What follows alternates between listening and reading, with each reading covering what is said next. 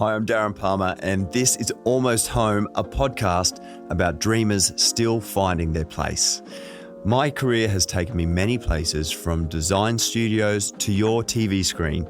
With this podcast, though, I'm going somewhere completely different. Today, I have the absolute pleasure of speaking with the internet's DIY dream team. If maximalist interior designers Josh and Matt's 6 million fans tell us anything, it's that the world needs more color. We kind of just had the fight or flight instinct kick in, and instead of fighting or flying, we got out the paintbrushes. And that we can't get enough of their cheeky vlogs. Lots of love, Josh and Matt. So let's step inside with Josh and Matt and hear how they're finding themselves almost home. For the Shark PowerDetect Clean and Empty, this was a dog's house and I was just living in it. Hair all over the carpet, the hardwood, even the bathroom tiles. But now, thanks to my new Duo Clean Detect nozzle with ultra powerful hair pickup that adapts to all flooring types, this is my house again.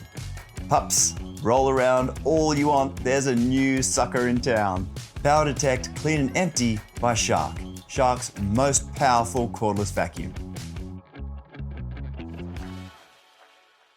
So we've got more in common than people might know. Yeah, I know, right? My first job, I worked in a supermarket. They used to call it being it was very derogatory back then, but I was a checkout chick. And my second job, I worked at McDonald's. Oh. And both of those things happened in Queensland. What? Oh my God. Matt, Toowoomba. Yeah. And Josh, Anala. Yep. Yeah. Both had that experience of living in a smaller part of Queensland. I was the only guy in the village.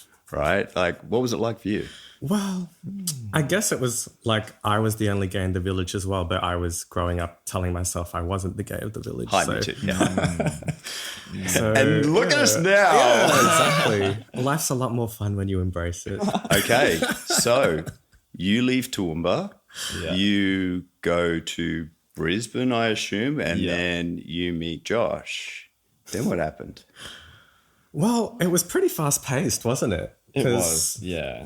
It feels like fate, though. It's like the whole red string theory, like things that are meant to be will always work themselves out. Because I don't know how we missed each other on all the apps and stuff, but we were, on Tinder and all of that, trying to find the love of our life. And I never came across you and you never came across me. But we both came across someone that we went on a date with separately, and it didn't work out for either of us. But then that person randomly a few weeks later messages me on Facebook and they're like, hey, you really remind me of this guy I met named Matt. I feel like you two would hit it off. And before I could say anything, he put us in a Facebook Messenger group chat, just me and Matt, and then he left.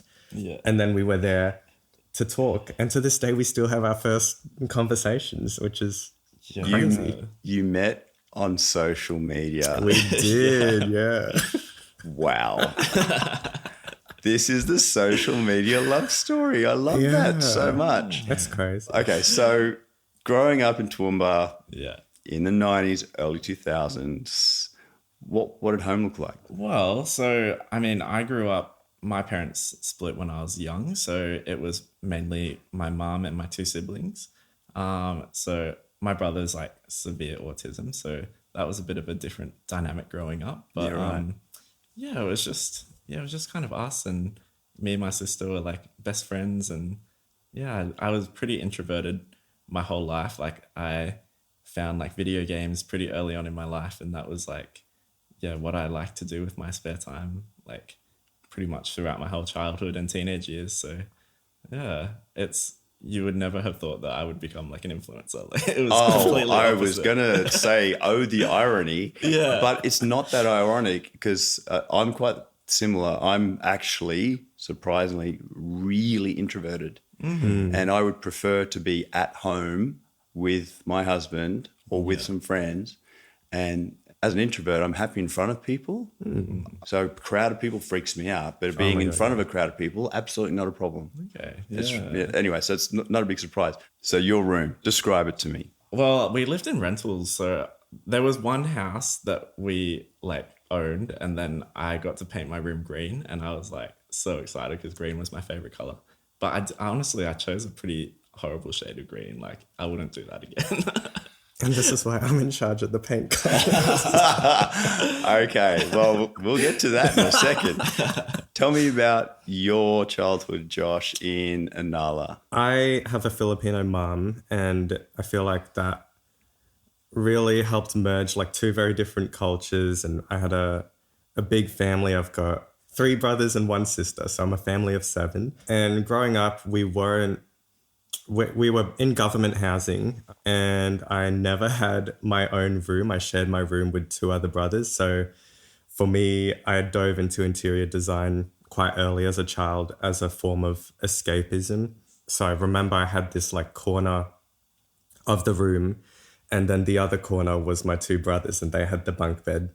And I had the fortunate enough opportunity to have my own bed in that corner. So that gave me 2 walls to decorate. And I think that's where the maximalism came from, because I used every square centimeter of that wall. And it was What did it look like? Tell me, describe. Well, it was basically, I think I invented the manifestation mood board, because it was just, I would draw my dream houses or dream apartments and then stick that up on the wall.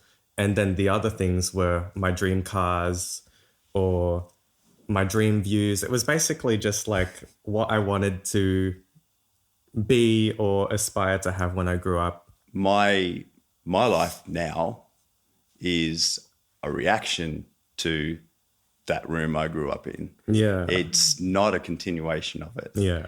And it sounds quite a lot like this is a good precursor for the rest of your story. So Josh, I mean, he pretty much never left like after like a week of us meeting, and then he officially moved in a couple months later. Well, it was like the first time I got my own bedroom, so it was like such a good bonus. Did you move out of home straight in with him? Yeah. Yeah, I think after 3 weeks from our first date, we'd moved in together and haven't looked back. Yeah. I don't know. When you know, you know. When I met Olivier, he sent me an orchid on Tuesday. We had our first date on a Thursday. I stayed over on the Saturday and I never went home. And I just that was that. And we were married 4 months later. Yeah. So yeah, when you know, you know. Exactly. So you were studying architecture Yes. and then interior design. Then I pivoted, like just before graduating from architecture. I realized, I think it was in my last year of studies, I didn't want to be an architect, but I still wanted to do something creative. And, you know, I kind of just went back to what it was like growing up and what I escaped to. And that was like, you know, designing houses, doing the interiors. You know, people, they might be playing Minecraft. I was asking my parents for architecture design software from Harvey Norman, and then, you know, downloading it on the little PC tower and then playing on it for hours. Like, that was my video game. So Matt was on RuneScape. I was doing I used to do both of those things. So I used to game and everything that I thought about all the time for fun was building houses. Yeah. And I would just design them just for fun. No, I love it. I've still got all my old designs up on like Google SketchUp when that was first released as a kid. For free. Yeah. I know. Crazy. I remember when it was free. Me too. Then you studied IT and commerce. The good thing about IT was it was also like my course was very like design focused. So it was like the whole like design process and all of that sort of thing. So I definitely use a lot more of that. Commerce, I never did anything with. Like I ended up becoming a software developer. So what I'm picking up on is you studied something with design in it. Yeah. You studied architecture and interior design. So you both have some qualifications. Yeah. You're now, at this point in your career in Brisbane, you're 2 separate people, right? You move to... We went to Sydney first. Yeah. We're there for only, what was it, like under a year? Yeah, I don't know. It goes back to the if you know, you know thing. And I guess for us, Sydney just wasn't it. And then also it was too expensive for us. So. Yeah, exactly. We could only get like a studio apartment. We were like, we need more space. Yeah. So fast forward to Melbourne, fast forward to COVID. Yeah. And then all of this blows up. And I think most people know that it all started with a shop front selling mobiles and candles and you engaging with your audience to basically get a shop running while you're in COVID because neither of you were in a job. Yeah. Right? So then you're Josh and Matt.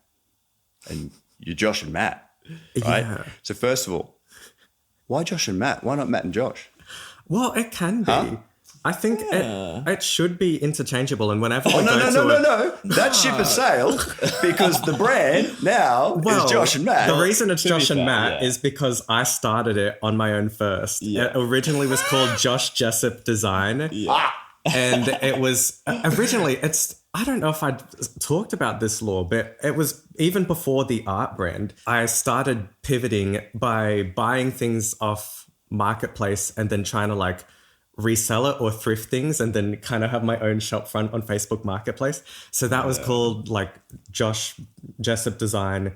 And then there was just a night where we started discussing like our future plans together. And we watched the Kelly Wersler masterclass on like interior design. That was a pivotal point of the direction of, I think it was that night we came up with the idea, let's work together, let's merge our creative minds and let's just move to Melbourne, start an art brand. I've already lost my job. It's COVID. The end of the world might be soon. So let's just go for it. We're already at rock bottom. What else could happen? And I think it was just having those random decisions in the moment without kind of like second guessing it that any of this happened. And so this happened in rented properties. Yeah. Which I think is really interesting that you guys both said that you both grew up predominantly in rented housing. Yeah. And so in your early adulthood and the early parts of your career, to this brand and you guys as personalities on TikTok amongst other platforms, you were in rented properties. And most people see that as an impediment to being able to express their personality and express themselves through anything other than furniture that doesn't touch the wall or a sofa. Yeah, but honestly, I think it was a strength for us because you learn to express yourself or find your sense of self in quite creative ways. You know, that's how our whole art business started. It was personality that you could do whilst renting. Yeah, exactly. And at first we started kind of creating our own art for the walls and stuff. Like we couldn't really afford much like in terms of artworks, and we did like lots of upcycles with furniture and stuff just to like make the space feel a bit more like us. Like, you know, especially growing up in a crowded household, like as soon as we had our own space, even though it was rented, I just saw the opportunity that more space equals more experimentation. And, you know, we just treated it as our art playground, like taught ourselves DIYs, upcycling, experimented, would start projects without really knowing how it's going to finish. And I think it was just very freeing. It's almost in a way like, not that I regret my childhood or how I was brought up, but it was kind of freeing or healing my kind of the childhood that I thought others got, you know, being able to be a bit more financially free and stuff like that.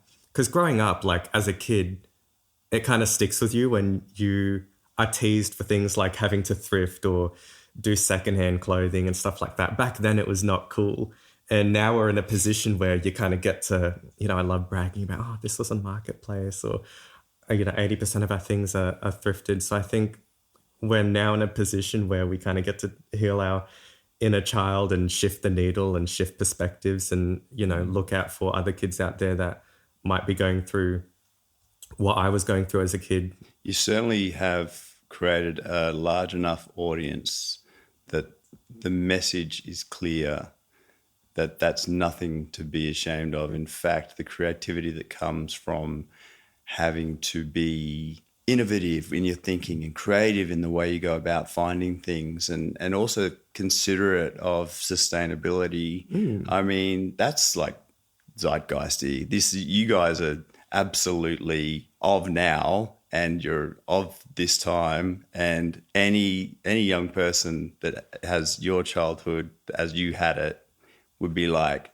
that's really cool. I want to be like, I'm happy I'm like that. Yeah, that's the thing. I think it's important to embrace your past no matter how it unfolded, because it's not about your past or even, you know, where you're going to end up. It's about what you do in the present and that journey you're on, because there's a million pitchforks and stuff up ahead. And, you know, to us, it's like life is a choose your own adventure. And so far it's been working out. It sucks to suck. Unless you're a shark PowerDetect Clean and Empty, in which case sucking becomes your superpower. Want to see something cool? That's right, auto empty after every clean. And that means no more dirt on your hands, no more dust clouds in your house, and no more cleaning after you clean. And no more pesky pet hairs hitching a ride on your favorite black shirt. It's time to lay down the law. Shark PowerDetect Clean and Empty is cord-free, ultra-powerful, and smart as a whip, detecting which floor type it's on for the most effective suckage. So your pet's hair won't make you want to rip out your own. PowerDetect Clean and Empty by Shark, Shark's most powerful cordless vacuum.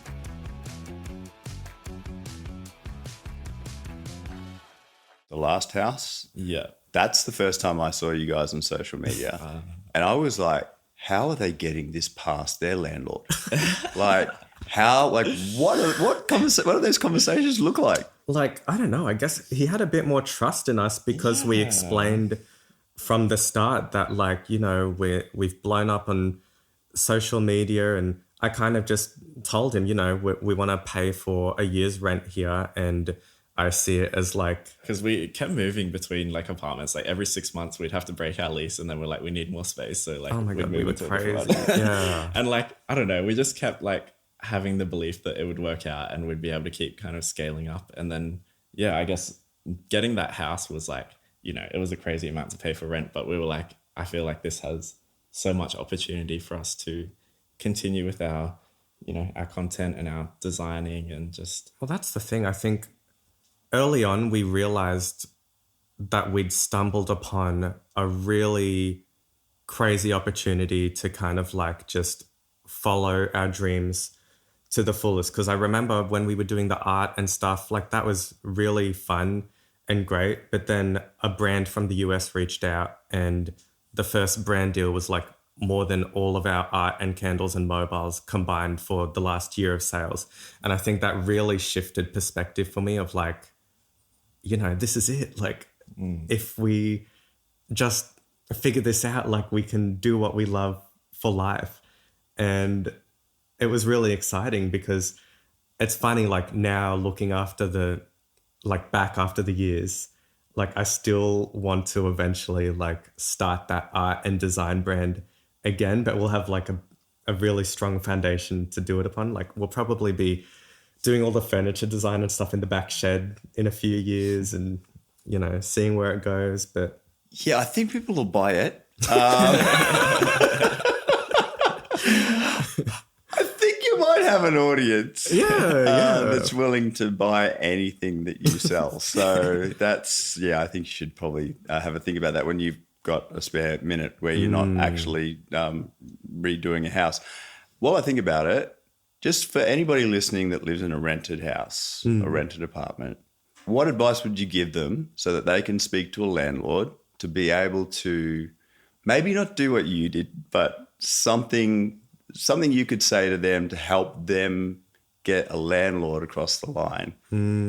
Well, I mean, it's probably not the best advice because we actually never really asked for, like, you know, you're meant to like just ask to put up a painting on the wall and all that. Like we would just do command strips and like, you know. Well, that's the thing. We left the property better than we got there. And I think if you just have that mindset, then it opens up a lot more creative freedom for you because then you can just make the house a bit more like yours as long as you do it in a way that you can, you know. Yeah, you have to be respectful about it and like you do put it back how you found it. But it's also hard because unfortunately the world is heading to a direction where renting's becoming the norm, and the younger generations, it's just, you know, there's like build to rent apartment complexes now. That was something that you'd never hear of when we were growing up. So I feel like there's a huge shift coming up ahead, especially in the interior industry, of like, how do you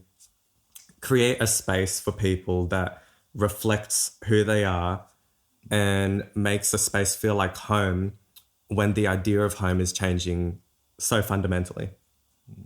So I think we've been exploring that our whole lives because we just grew up renting, and hopefully we can tap into that expertise. I think that's what we should do.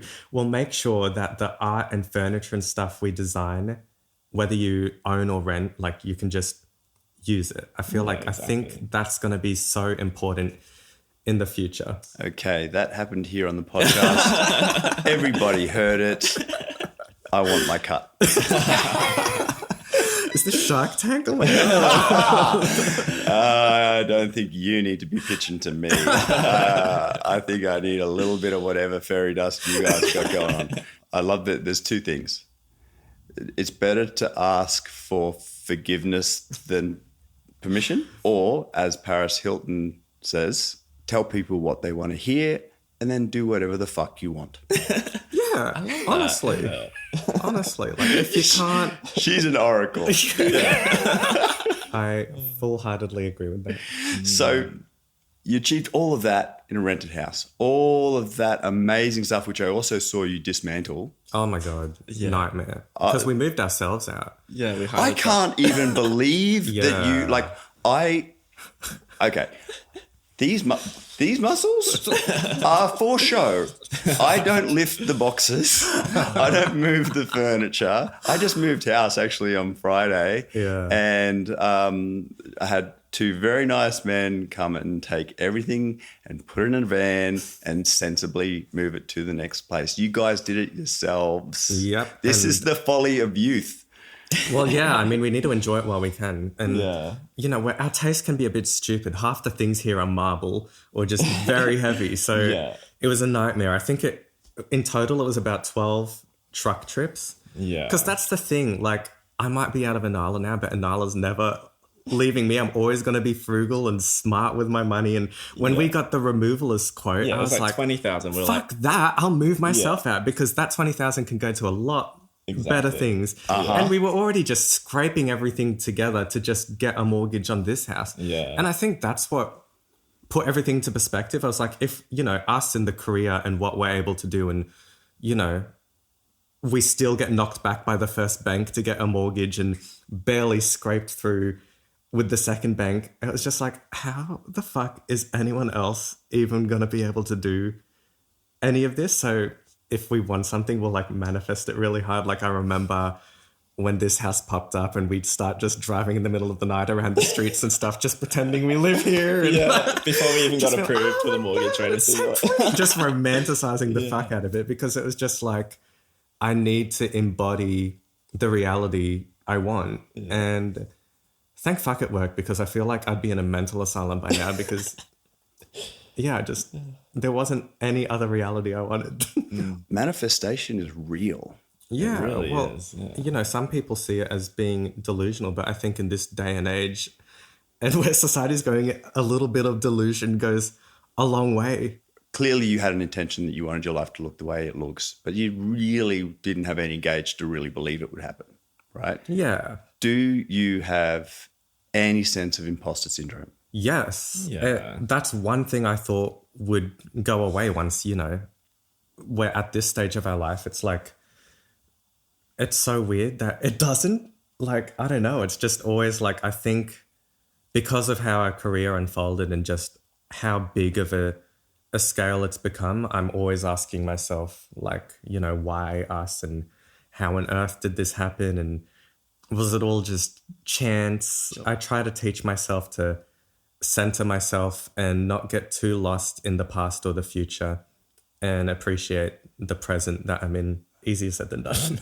Do you feel the pressure of like what next? Like, because you guys have gone from just accidentally doing some social media stuff to purposely doing social media stuff to being, let's be honest, fucking massive. Do you worry about what the next evolution looks like? Or have I just made you worry about it? I mean, I'm a Capricorn, so the thing is I've got like a 5 to 10 year roadmap already. I've already thought of like what we want to do after this. Next year's content's going to be heavily wedding centric and getting ready for the home wedding. So I've kind of just been learning that our life is a little like a TV show, and as long as I kind of think of the seasons ahead, it's fine. And pivoting and change is completely normal in life. So at the same time, when we have plans for the future, it's also good to understand that nothing is concrete. So it's just also at the same time having plans, but submitting to change and being a bit more malleable. Yeah, you just got to believe in yourself and then kind of go along with what happens and just make the right moves, that what you feel is right in your gut. And that's really what we've done. Like, you know, at every point in our journey, we've like had these moments where we're like, oh, is this actually the right thing? Or are we just like being crazy? Like, you know, when we were moving into that house in Camberwell and stuff. And it's just like, yeah, that was like a really scary moment because we're like, you know, if this doesn't work out, like, I don't know what we'll do. Like, yeah, because the rent alone was like a money pit. The only way it was going to pay off is if it actually did work for like being able to do our content and scale up our audience and align with the right brands. With every leap that you take, every extension of your comfort zone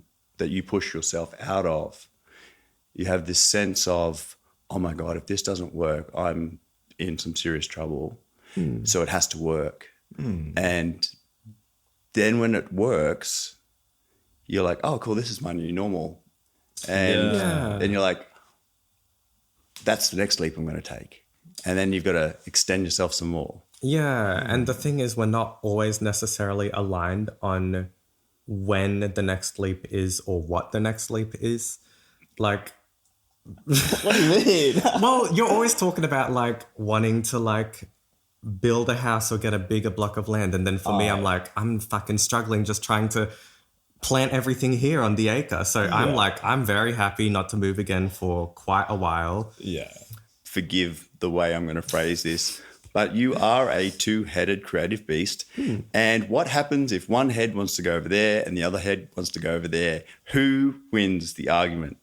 Yeah, well, the thing is, I'm not going to lie. Like, I can be feisty, and like once I've got a vision in my mind, it's like it's hard to see anything outside of that picture. But I think that's where Matt's been a big blessing for me, because it's helped me expand my horizon. When there's that kind of like the ball going back and forth in the different courts, it always ends up being a better full picture than what we individually had in our minds. Yeah, exactly. It's kind of like all part of the design process, really. There is that kind of back and forth, and, you know, ideas evolve. And I think we've gotten really good at just like bouncing ideas with each other. And like, we're kind of like overall very aligned.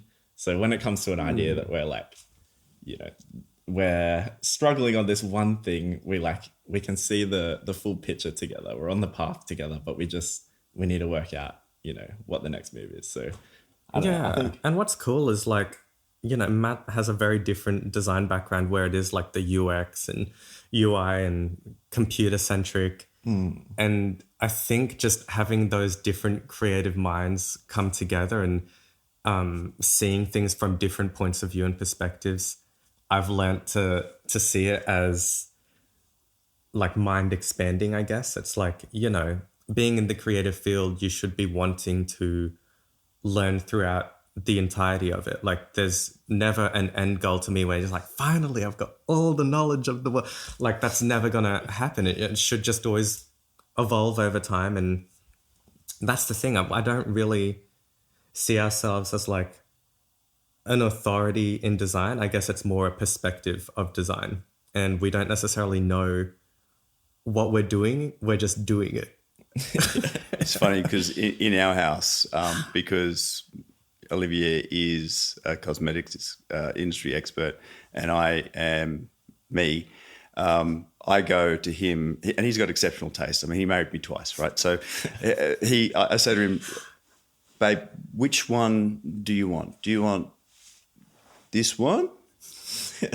Or do you want this one? This? Which one do you want? And he'll be like, this one. But if he ever says this one, I'm like, which one of us is the expert? And then I win. So you move yourselves in a van into this house. It does not look anything like this. We've all seen the befores. It's unreal, by the way. Your house is so cool. I love seeing it in reality. It is really beautifully curated and just like it's beautiful. Dopamine design's a thing. You guys describe it as maximalism. There really is a lot of dopamine design aesthetic in your aesthetic. I have a theory. The ADHD brain doesn't actually make enough dopamine. It doesn't create enough of it. So you seek it out in other ways. And like this house really is, this is dopamine. It is, yeah. Well, yeah. I mean, that's the thing. I think for us, it wasn't necessarily trying to fit in a box of like, oh, this is going to be dopamine decor. I think it was just about understanding that the house first and foremost should become a home. And the way it becomes a home is learning who you are and discovering your own mind and trying to understand yourself. And then you put that out into your world. And I guess we did that and discovered maybe we don't have enough dopamine in the brain. But it's been so Sorry, freeing. wait, you discovered it because of this? Well, it was the turning point was COVID. And I think that makes sense because that was a period where there was not much dopamine in the world. So I think we kind of just had the fight or flight instinct kick in, and instead of fighting or flying, we got out the paintbrushes. You guys make it look so much fun. So your home is your work, is your brand, is you. Like you are your brand, your home is your brand, your home is your work. That's the thing. There's no like separation. Like, you know, there's the whole conversation on like work-life balance, but my life is work and work is my life. And I think that's why we go to this much detail doing it, because at the end of the day, it needs to just be our ultimate safe space where it's somewhere that we can work, do content, but then at the same time switch off.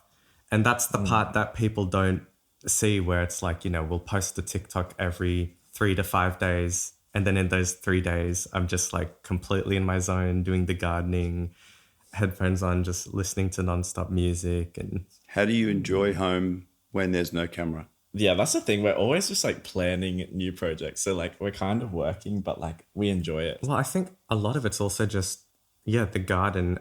And also just, we haven't really processed that this life has happened to us. So whenever the cameras and stuff aren't working, we're often just walking around the house or the garden and just admiring every little detail and feature in the space, because it really has just been like a dream come true for us. Like we even bought these like headband beanie things from Bunnings so we can walk around in the garden at night.